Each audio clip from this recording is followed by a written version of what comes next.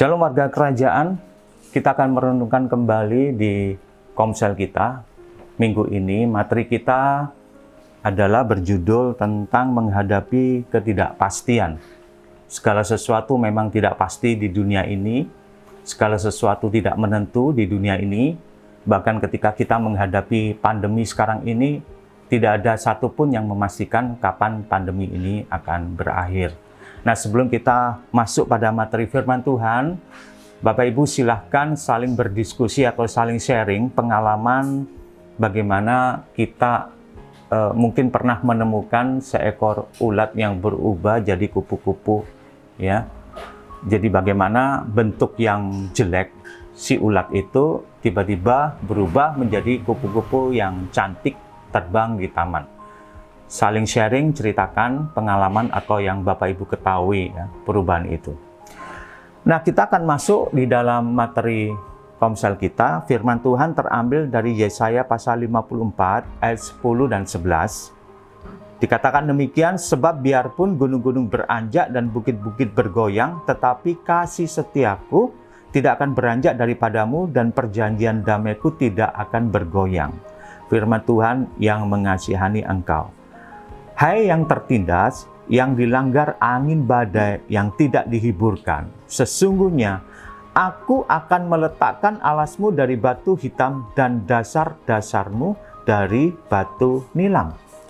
Nah, firman Tuhan berkata bahwa apapun yang terjadi di dalam kehidupan kita, kalaupun gunung-gunung beranjak, bukit-bukit bergoyang, segala sesuatu bisa tergoncangkan, segala sesuatu bisa runtuh, segala sesuatu bisa ada di dalam ketidakpastian, tetapi kasih setia Tuhan tidak akan beranjak. Ketika firman Tuhan disampaikan kepada bangsa Israel, bangsa pilihan Tuhan, maka dia menetapkan sebuah janji atau sebuah komitmen atau sebuah pernyataan dari firman Tuhan yang tentunya setiap firman Tuhan itu iya dan amin. Yang paling menarik adalah di ayat 11 dikatakan sekalipun ada angin badai dan lain sebagainya, Tuhan berkata, aku akan meletakkan alasmu dari batu hitam dan dasar-dasarmu dari batu nilam. Ini berbicara tentang apa? Ini berbicara tentang pondasi. Kita diletakkan pada pondasi batu hitam dan dasar dari batu nilam.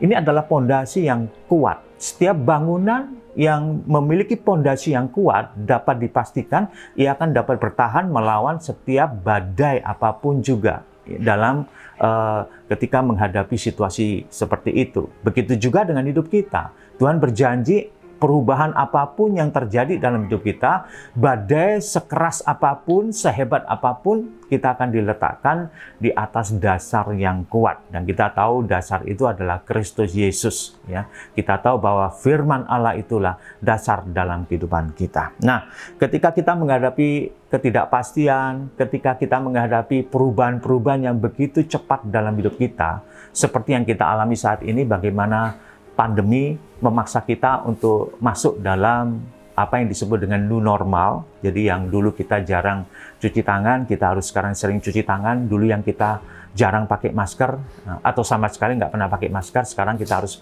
pakai masker di mana-mana. Dulu yang kita sering bergerombol di tempat-tempat umum, sekarang kita harus jaga jarak. Jadi perubahan inilah yang kita harus sikapi dengan bijak. Nah, beberapa poin berikut ini akan menjadi pegangan buat kita, renungan buat kita pada minggu ini. Ya, apa yang harus kita lakukan ketika kita menghadapi setiap perubahan atau ketidakpastian dalam hidup ini. Yang pertama adalah kita harus merangkul perubahan. Nah, perubahan yang Tuhan inginkan itu sebenarnya adalah perubahan dalam diri kita untuk menjadi orang Kristen yang semakin bertumbuh. Ya. Tapi kalau ada perubahan dalam dunia yang memaksa kita untuk tidak memegang firman Tuhan, itu kita yang harus tolak. Ya.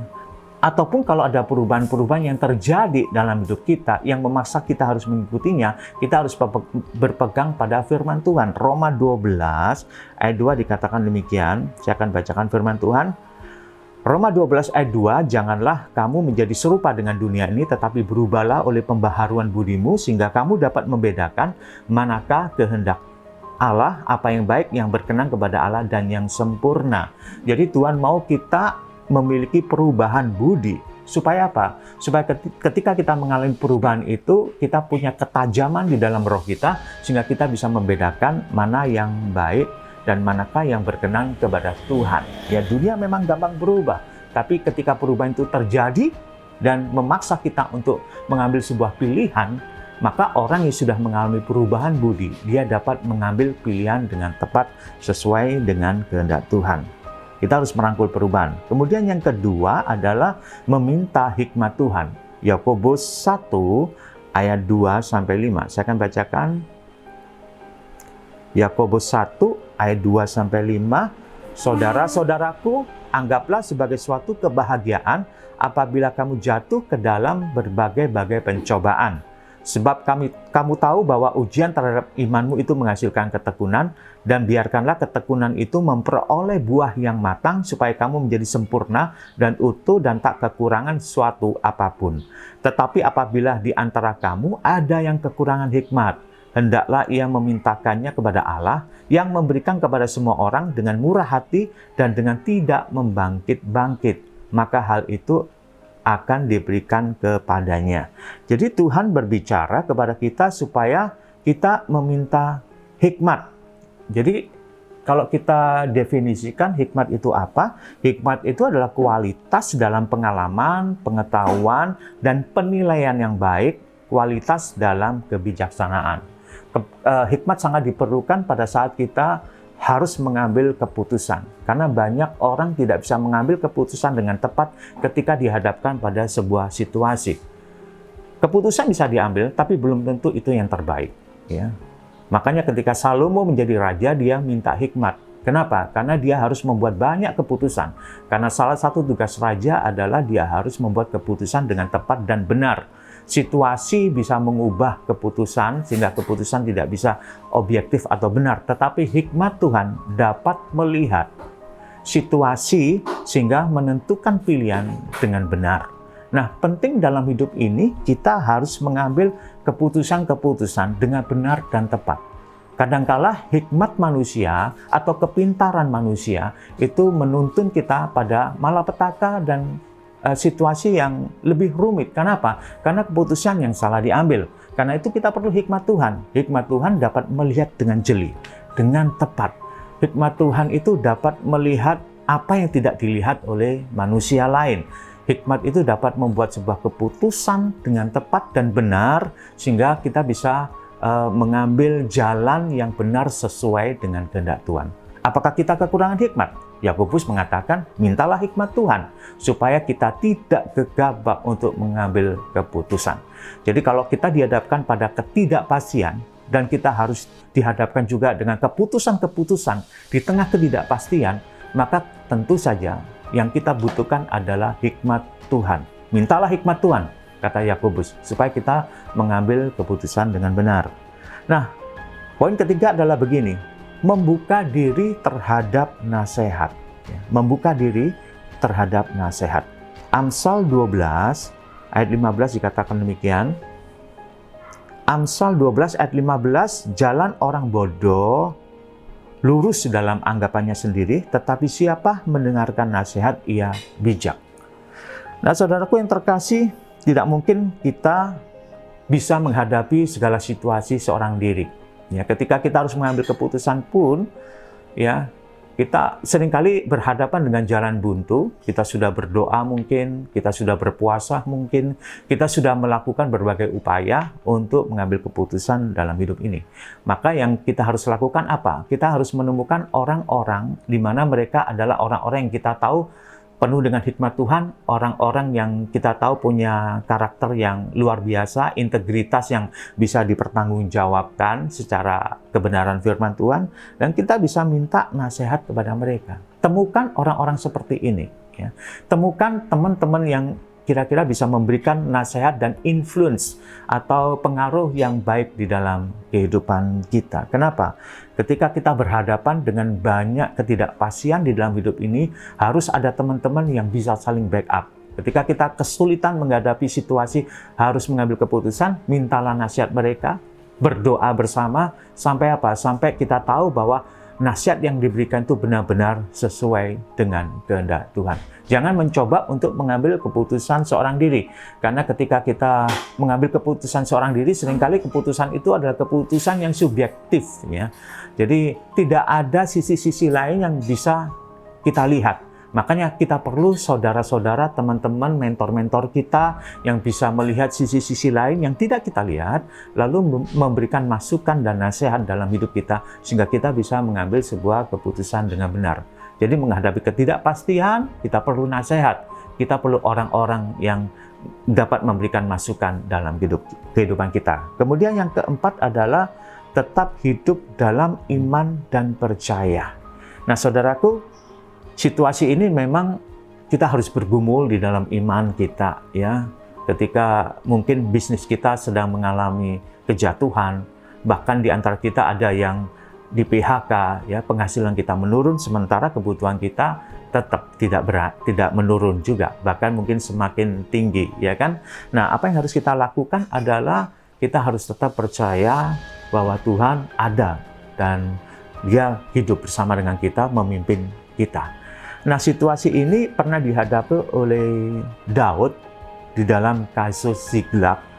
Di dalam 1 Samuel pasal 30, Bapak Ibu silakan, di situ ada kisah bagaimana ketika Daud dan tentaranya, semua pria keluar untuk berperang, dan di Ziklag itulah keluarga ditinggalkan, anak-anak dan istri, tiba-tiba musuh datang membawa mereka semua. Waktu Daud dan pasukannya kembali ke Ziklag, ternyata kosong semua, ya, keluarga tidak ada. Mereka menghadapi kepedihan, mereka menghadapi kesusahan yang luar biasa. Mereka bertangis-tangisan, bahkan mereka mulai menyalahkan Daud, para tentaranya ini, pria-prianya ini. Yang dilakukan Daud, dia bukanlah kecewa, dia tidaklah putus asa, dia juga tidak protes kepada Tuhan, dia juga tidak bertanya dan menuding Tuhan, kenapa engkau tidak melindungi kami? Ya, Tuhan, kenapa engkau tidak memagari kami? Kenapa engkau izinkan musuh menawan keluarga kami?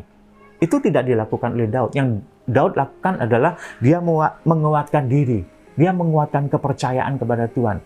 Dia mengambil keputusan untuk kembali kepada Tuhan. Coba bayangkan situasi yang dihadapi oleh Daud. Dia menghadapi situasi yang sangat rumit, pelik, ya, masalah yang besar dalam hidupnya. Karena seluruh keluarganya dan keluarga para tentaranya diangkut oleh musuh. Dan dia tidak tahu bagaimana nasib mereka. Yang dilakukan Daud adalah menguatkan iman dan kepercayaan. Nah, saudaraku, tidak ada jalan lain, cara lain, atau tidak ada solusi yang paling tepat dan paling benar kecuali kita datang kepada Tuhan. Maka kita perlu menguatkan iman dan kepercayaan kita. Nah, bagaimana caranya? Bangun dirimu di atas dasar yang kuat, dan bangun dirimu atau luangkan waktu yang banyak bagimu untuk berdoa, untuk merenungkan firman Tuhan. Isi pikiranmu dengan firman Tuhan, bukan dengan berita-berita yang ada di luar sana, karena berita-berita itu dapat melemahkan iman kita. Ya, kalau kita hanya berkutat di HP kita, baca berita-berita di grup, ya, WhatsApp, di grup media sosial, ya, kita akan lemah iman kita. Tapi kalau kita isi hidup kita dengan firman Tuhan, maka kita dapat menguatkan iman dan kepercayaan kita. Maka pastikan kita dapat berdiri di atas fondasi yang kuat, ya.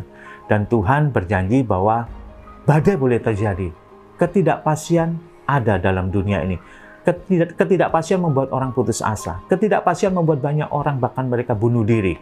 Karena mereka tidak tahu akan hari esok. Tapi bagi kita orang percaya, kita tahu hari esok. Kita tahu masa depan kita ada di dalam tangan Tuhan. Jadi, berdiri kokoh di atas fondasi yang kuat. Karena firman Tuhan itu fondasi hidup kita. Karena Tuhan sendiri, Yesus Kristus, Dia adalah batu penjuru. Dia adalah fondasi yang kuat dalam hidup kita. Badai apapun yang terjadi tidak akan sampai membuat kita jatuh. Kita akan bangkit berdiri bersama dengan Tuhan.